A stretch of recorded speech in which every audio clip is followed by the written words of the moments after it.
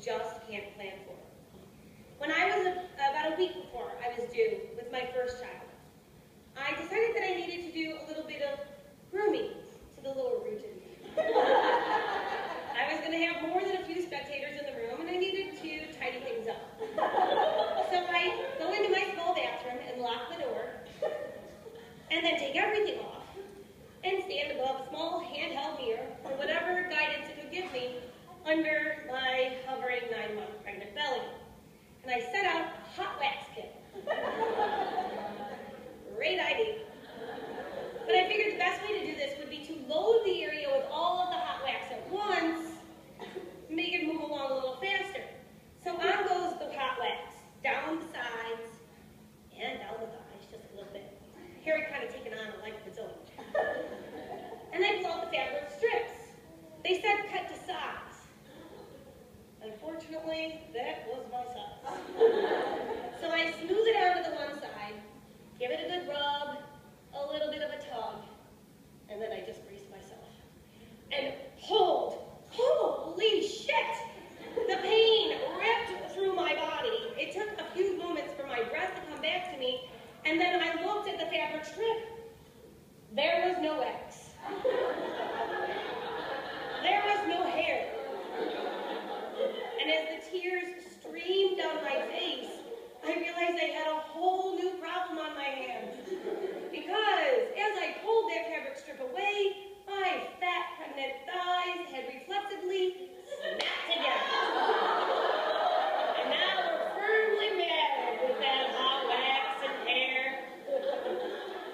So I went to the bathroom door because I was expecting my husband to be thundering down the hallway at the sounds of my screams. He wasn't. So I went back to the toilet, sat down on the seat, and rocked back and forth. Apparently this was going to help me come up with a solution to my problems.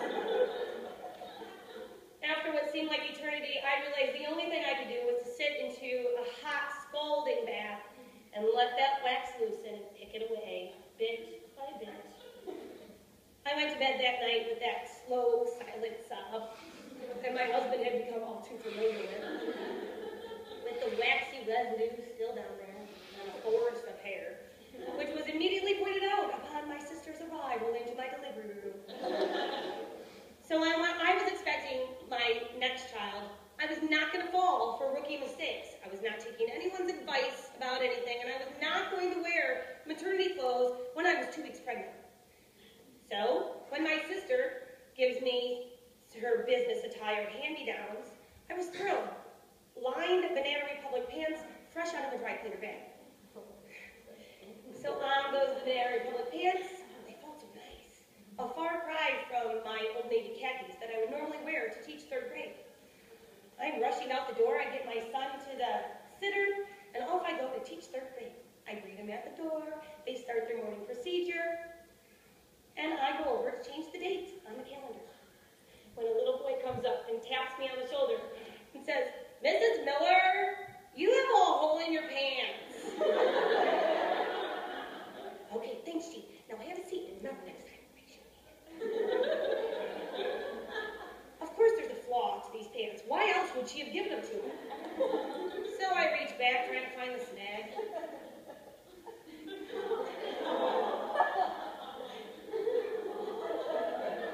There wasn't a small hole. I could feel my whole ass. The entire thing. The pants were literally split from the top of the seam at the waistband down through the crotch, and then frayed about 4 inches in either direction of the seam.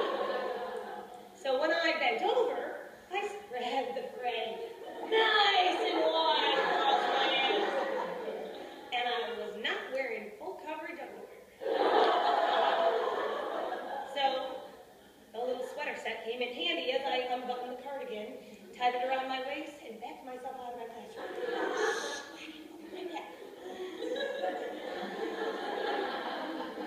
Now I'm trying to balance. I have a 10-month-old son and a 4-year-old. We like to play that, the man-on-man. You have one, I have one. We think we have our bases covered. But I'm constantly sick with sore throats and strep. And I finally just make the decision to get the appointment to get my tonsils taken out. So off I go to the appointment.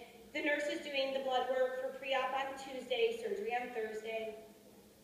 She's telling me what test she's doing and what to expect after the surgery. All I hear is, yeah, maybe I'll lose that last 5 pounds of baby weight.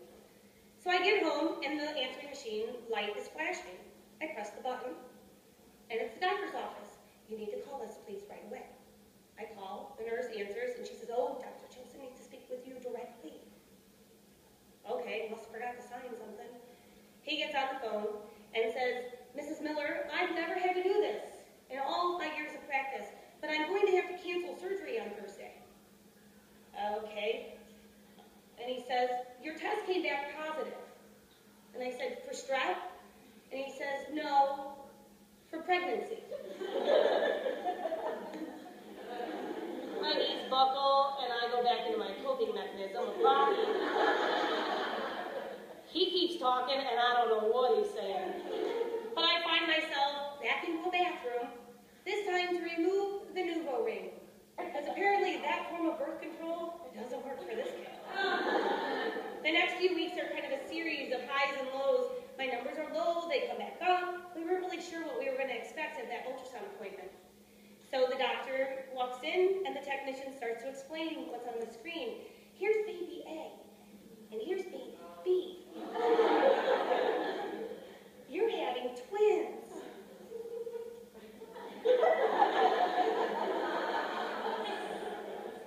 No, I'm not.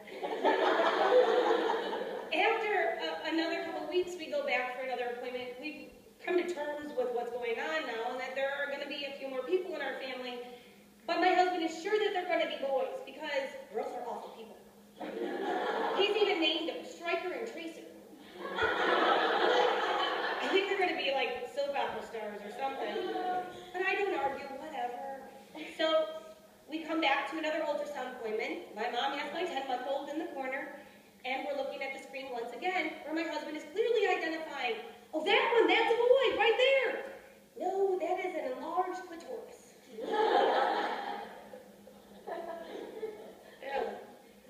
Once again, he looks and goes, that is definitely a boy. Also, swollen clitoris. He looked like he was going to vomit. So he grabs my 10-month-old son, looks at me, and just says, I'll see you at home. And he walks out. I would have felt bad, except that I looked over at my mom.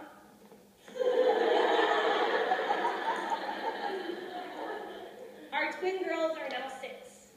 And all 4 of our kids remind us every day that some of the best moments in your life are the ones that don't go quite according to